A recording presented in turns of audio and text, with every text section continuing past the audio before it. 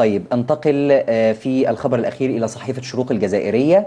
عنوان هذا الخبر يقول: الجزائر تطيح بمؤامرة ضم إسرائيل للألعاب المتوسطية. أحبط العرب.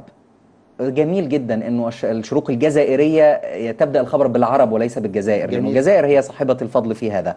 احبط العرب مخطط طلب حصول اسرائيل على العضويه في الجمعيه الدوليه لالعاب البحر الابيض المتوسط بغرض التطبيع مع الدول العربيه للمتوسط خلال الجمعيه العموميه التي استضافتها مدينه ميرسن التركيه.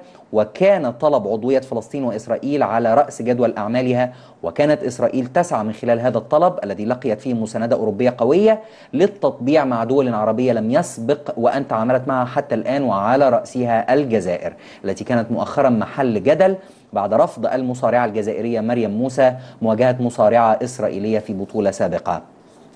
إذا مبدئيا الجزائر خارج التطبيع. نعم هذا صحيح. تمام. طب لماذا؟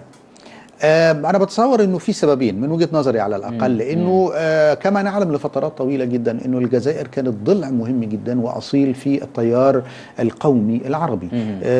هذا التيار بكل تأكيد هو كان يعني منذ البداية إلى النهاية هو ضد إسرائيل وضد فكرة التطبيع معها. بالعكس كان بيعتبر فكرة التطبيع معها أن ده نوع من الخيانة التي تستحق العقاب.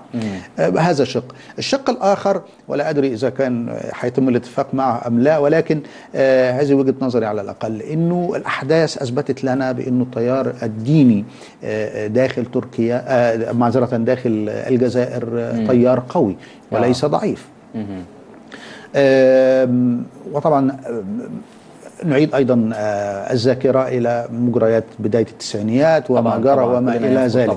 فأتصور يعني تقصد أنه مؤثر وكان له دور في يعني توجيه الدفة ناحية هذا الموقف. بكل تأكيد. طب سريعا جدا، ماذا عن تونس وموقفها من التطبيع بعد فوز حزب النهضة؟ أتصور أنه تونس عليها أن تتمهل كثيرا وعليها أن تعيد النظر أيضا في العلاقات الوثيقة التي كانت تربط نظام بن علي بإسرائيل، لأنه أتصور كمان أنه تونس في المرحلة المقبلة ستكون حاضنة للعرب، والعرب يجب أن يكونوا حاضنين لها. أقصد أن هي ستكون أقرب للعرب منها من أي طرف إلى الغرب إلى العرب. نعم هي كانت بكل تأكيد يعني وسيط في محادثات أوسلو. بكل تأكيد. بكل تأكيد أتصور أنه سيتم إعادة النظر في هذا الملف برمته، وسيكون أكثر اتزانا وأكثر تعقلا وأكثر بطئا في الحركة.